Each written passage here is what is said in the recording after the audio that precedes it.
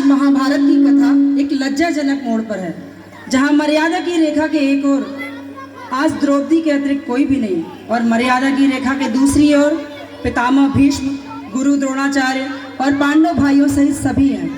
इसलिए ये रुककर सोचने की जगह है, क्योंकि ये निर्णय वर्तमान और भविष्य के हर व्यक्ति को लेना पड़ेगा कि वो मर्यादा की रेखा के इस ओर है या मर्यादा की रेखा के उस ओर। हर व्यक्ति को इस दुर्घटना में उतरना पड़ेगा। तो एक बार फिर दुर्योधन द्वारा भेजे गए दुशासन के साथ ही हम आज की ये कथा शुरू करते हैं।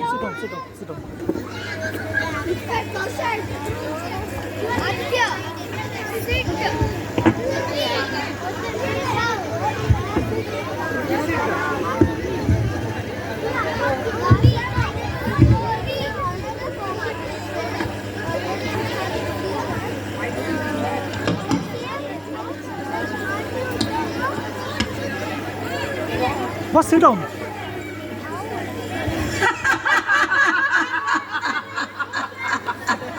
आप तो सब कुछ हार गए सम्राट युधिष्ठिर। आप कहाँ के सम्राट मामा श्री।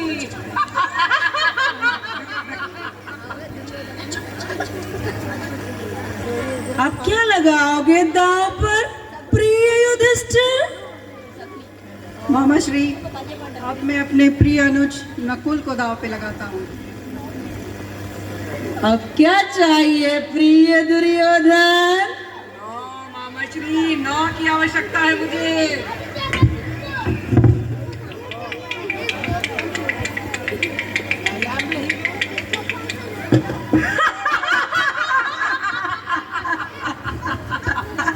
नकुल दास हुआ।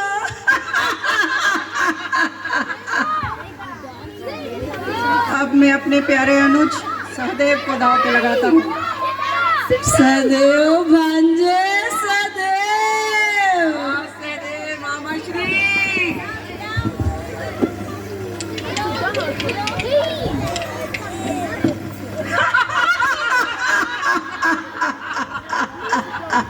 अब क्या करोगे प्रिय युधिष्ठिर? अब मैं अपने प्यारे अर्जुन को दांव पे लगाता हूँ।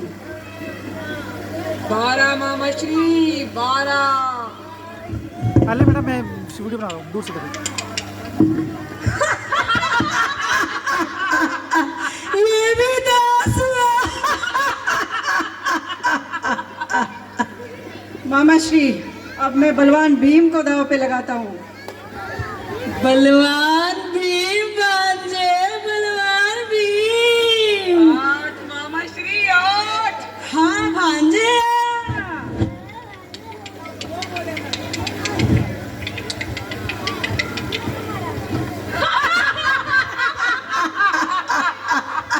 ये भी दास हुआ। मामा श्री, अब मैं स्वयं को दांव पे लगाता हूँ। मुझे ये पासा चाहिए मामा श्री। मुझे अब 9 की आवश्यकता है। अवश्य भांजे, अवश्य।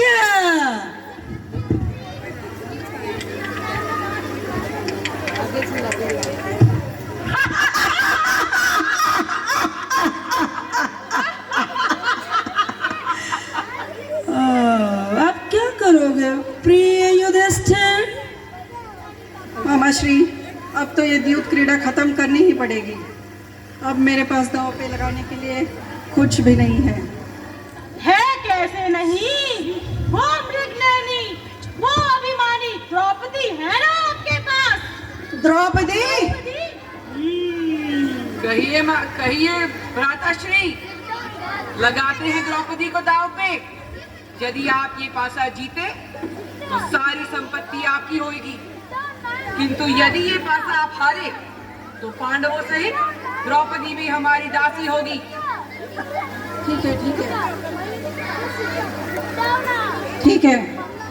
नो मामा श्री, नो की आवश्यकता है मुझे अब। अवश्य भांजे, अवश्य। ये दांव में हम जीतेंगे भांजे। हाँ मामा श्री।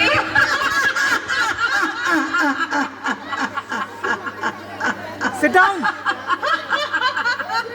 द्रौपदी आज से मेरी दासी है युधिष्ठिर।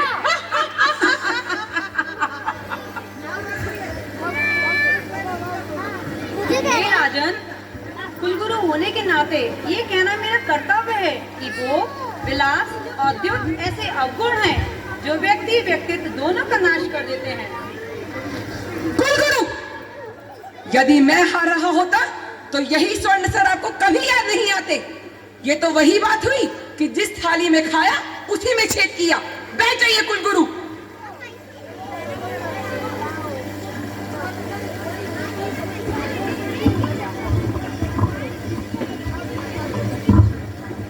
बांस का अंत जब होने वाला होता है महाराज, तो उसमें फल आ ही जाते हैं। उसी प्रकार दुर्योधन भी हस्तिनापुर की राजनीति का एक फल है। फिर भी यदि आप सोच सको तो सोचिए महाराज, द्रौपदी कुलवधू है। कुलवधू का अपमान कुल का अपमान है। पितामह, द्रौपदी अब कुलवधू नहीं रही। आज से वो मेरी दासी है, दासी। और वो भवन में दूसरी दासियों की तरह रहेगी और उन्हीं की तरह कामकाज करेगी। मेरी निष्ठा हस्तिनापुर की राज सिंहासन की तरफ है, ना कि दुर्योधन के हट की तरफ। किंतु हस्तिनापुर के राज सिंहासन पे मेरे पिताश्री विराजमान है, ताश्री। किंतु अब ये सवाल क्यों उठ रहे हैं? तब कोई कुछ क्यों नहीं कह रहा था जब युधिष्ठिर ने स्वयं द्रौपदी को दांव पे लगाया? और अपने दासों के सर पे ये मुकुट मुझे अच्छे नहीं लग रहे। इन्हें उतारो और मेरे चरणों में रख दो, रख दो।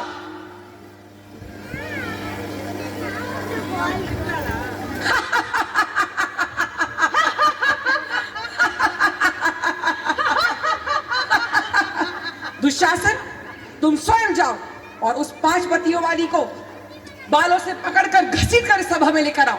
जो आज्ञा भ्राताश्री।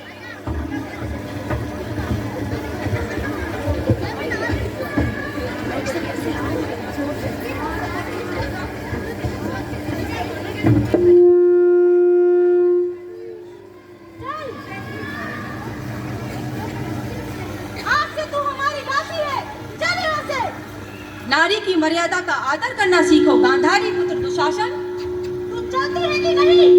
मुझे इस दशा में मत ले चलो दुशासन, मैं कुलवधू हूँ। चल यहाँ से। आज से तू हमारी दासी है। पांडव तुम्हें इस अपराध के लिए कभी क्षमा नहीं करेंगे। अगर वो क्षमा करना चाहेंगे तो मैं उन्हें कभी क्षमा नहीं करने दूंगी।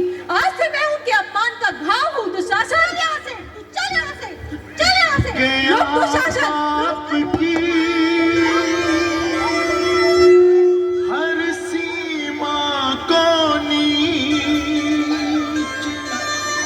कुल मर्यादा खींचता भरी सभा के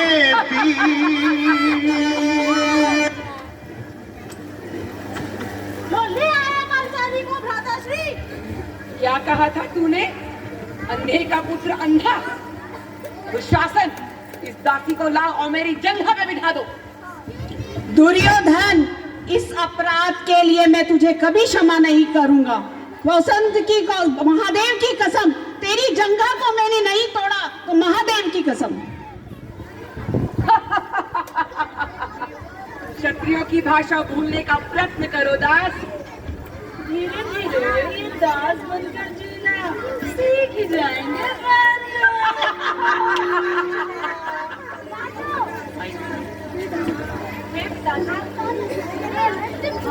मुझे क्या शिफा देगी? आज आप मुझे क्या शिफा देगी? मैं आपकी कोई बात को बता सकती।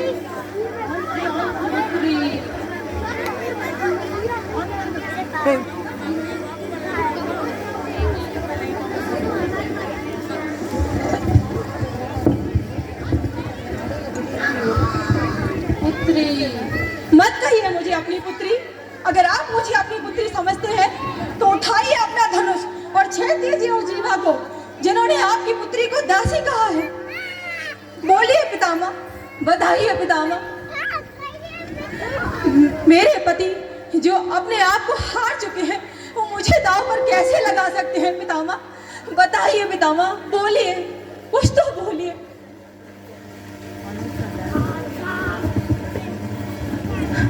मैं आपके प्रिय अनुज पांडु की पुत्रवधू आपको प्रणाम करती हूँ ज्येष्ठ पिताश्री। हे पिताश्री, मैं आपसे भी अपने सवालों का जवाब मांगना चाहती हूँ। मुझसे कुछ न कहो पुत्री।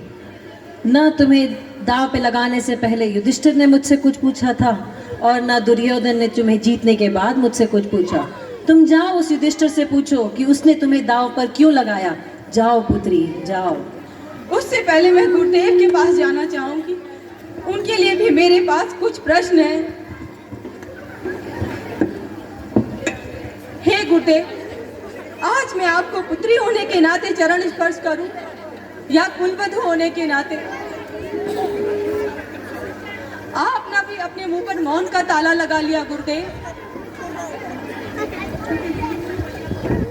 मैं पूछना चाहती हूँ सबसे, ये होते कौन है मुझे दांव पर लगाने वाले?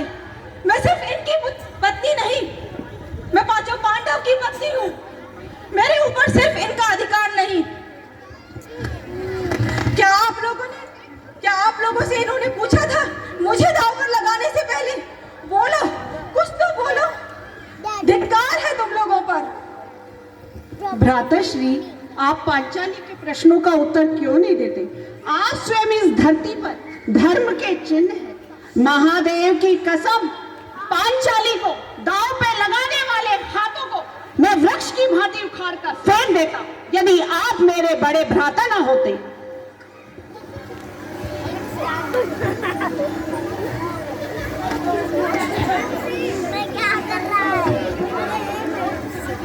अब जाकर मेरी अभिलाषा पूरी हुई भांजे कि पांडवों में फूट पड़ी गई।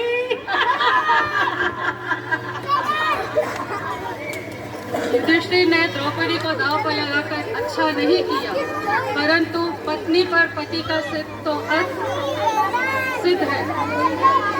बहुत हुआ ये सब। Sit down. दुशासन, उसने मत खींच के दुशासन, द्रौपदी के वस्त्रों को हाथ मत लगाना। माँ कसम, मैं तेरी भुजा उखाड़ कर फेंक दूंगा। पांचाली से वो स्वयं अपने वस्त्र उतार दे, नहीं तो मुझे हाथ लगाना भी पड़ेगा।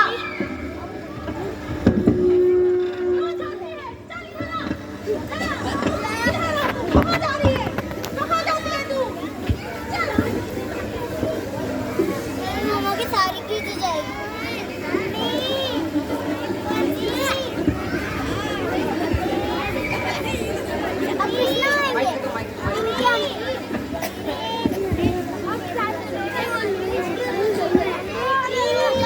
हे गिरधारी, हे कृष्ण, हे द्वारिकाधीश, मेरी रक्षा करो, मेरी लाज बचाओ कृष्ण, मेरी लाज बचाओ कृष्ण।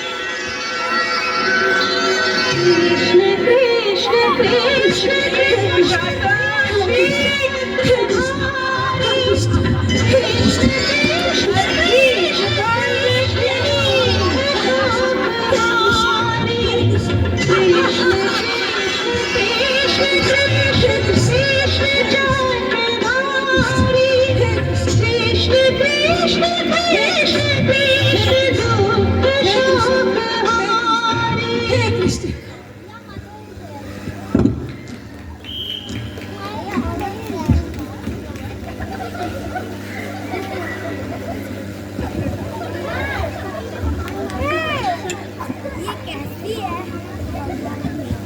आज मैं दुनिया के सारे क्षत्रियों से कुछ कहना चाहता हूँ।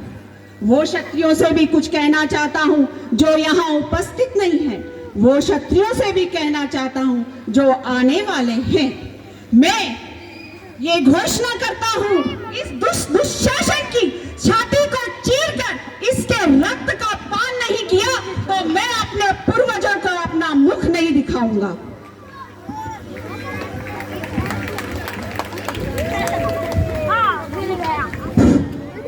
पितामह, गुरु, आज हमने जो कुछ भी देखा इसकी कल्पना ही बहुत ही भयावह है। फिर भी हमने देखा, क्यों? क्योंकि हम में से किसी में भी सच बोलने की शक्ति नहीं है। तो आज मैं इस द्रौपदी से कहना चाहता हूँ कि यह बिलखती हुई द्रौपदी, उठ, अपने आंसू और अपने अपमान को लेकर जा, किसी और सभा में जा, क्योंकि यह मृतकों की सभा है, यह मृतकों की सभा है, यह मृतकों की सभा है।